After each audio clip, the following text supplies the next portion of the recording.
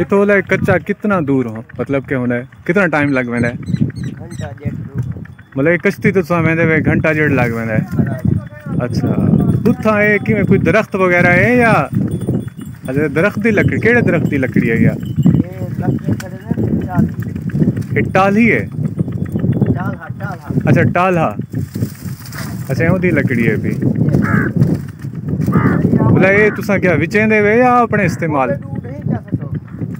اپنے استعمال واسطے یا وچیندے وے اپنے استعمال اچھا اپنے استعمال واسطے مطلب گیس نہ ہوئے تو والا ہے اتنی محنت کرنی پے ویندی ہے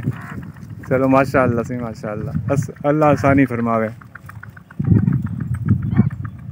جو رسا جو